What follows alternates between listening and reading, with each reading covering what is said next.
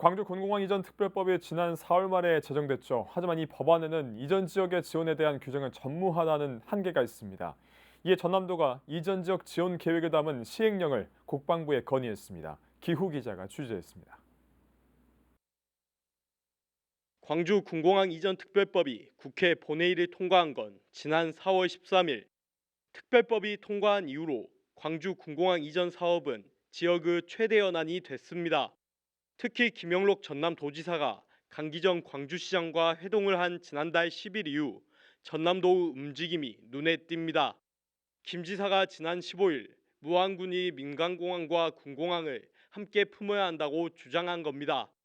광주 민광공항은 어떠한 경우에도 반드시 무안국제공항으로 통합 운영돼야 합니다.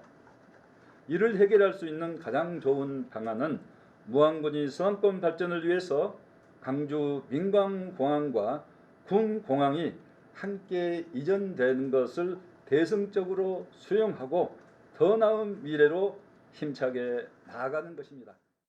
전남도가 쥔 광주 군공항 이전 사업이라는 운전대. 하지만 이전 후보지로 거론되는 무안과 한평의 지역민의 군공항 이전에 대한 반응은 여전히 싸늘합니다. 특별법에 소음 피해를 감내할 정도로 명확한 지원에 대한 규정이 전무한 것이 이유로 꼽힙니다. 이에 도는 시행령 제정안을 마련하고 국방부에 건의하기로 했습니다. 도가 건의할 시행령의 핵심은 전남도의 역할 강화와 이전 지역 지원의 의무화. 먼저 AB 이전 후보지 선정 시 시도지사 및 시도군수와 사전 협의해 줄 것.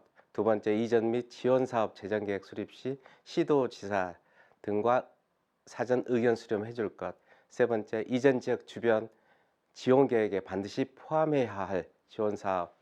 네 번째, 지원 사업의 AB 타당성 조사 실시 면제를 해줄 것.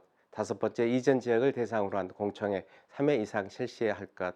여섯 번째, 지원 사업 우선 시행과 지원금 조기 사용 등 내용입니다. 예비 이전 후보지를 선정할 때 시장과 군수뿐 아니라 도지사와 사전 협의를 해야 한다는 내용이 눈에 띕니다. 이전 사업비의 큰 몫을 담당할 광역자치단체를 배제하고 관계 지자체를 시장과 군수로 한정하는 법령 해석에 문제가 있다는 겁니다. 이에 도는 광역자치단체장이 관계 지자체에 포함되는지 법령 해석을 요청하고 포함이 안 된다면 법령 개정을 건의할 계획입니다. 더불어 도는 이전 주변 지역에 시행할 지원 사업의 의무를 부과하기도 했습니다. 첫째, 이주 대책 및 생활 대책 생계 지원. 두 번째, 소음 피해 주민에 대한 별도의 손실 보상 및 지원 대책.